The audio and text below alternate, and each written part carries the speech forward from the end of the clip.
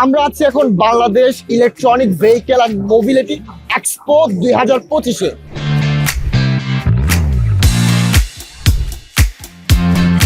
পুরো বিশ্ব যেখানে ইভিতে শিফট হচ্ছে, ওই জায়গাতে আমাদের আছে শুধুমাত্র টেসলা। অলিতে গলিতে সবখানে ত্রাস করছে এই টেসলা, কিন্তু এই জায়গাতে চাইলে এইদেরও শৃঙ্খলাতে আনা যাবে with the help of Akij renewable energy and automobiles limited.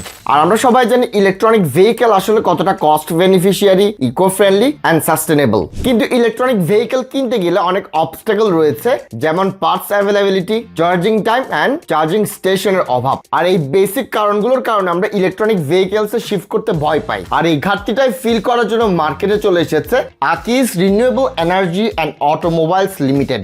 Akij basically একটা ইকোসিস্টেম তৈরি করতে যাচ্ছে, যেখানে পুরো দেশে 40 থেকে 50টা স্টেশন তৈরি করা হবে ইনিশিয়াল 1 ইয়ারের মাঝে। এই ফিজিক্যাল ইয়ারে আমরা 40টা চার্জিং স্টেশন বসাচ্ছি। তার উপর 5 থেকে 10টা ওয়ার্কশপ রান করা হবে ইলেকট্রনিক ভেহিকেল মেকানিক তৈরি করার জন্য। পার্টস নিয়ে আমাদের যে কনসার্ন, ওইটারও খুব সুন্দর একটা সলিউশন নিয়ে এসেছে।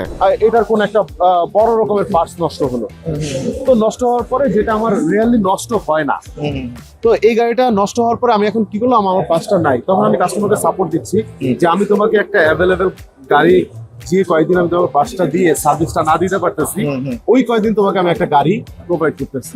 আর সবার কমন একটা প্রশ্ন, তা হলো বাসায় চার্জ করা যাবে কিনা।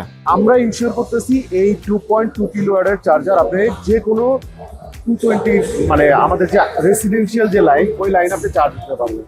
তবে সবচেয়ে বড় টাইম সেভিং প্রোডাক্ট মনে হচ্ছে আমার কাছে তাদের এই সোয়াইপিং স্টেশনটা। একটা গাড়ি নিয়ে আসলো যে গাড়িটাতে হলো এখন চার্জ নাই, হয়তো বা 10% বা 20% বা আরো নিচে 5% হয়ে গেছে।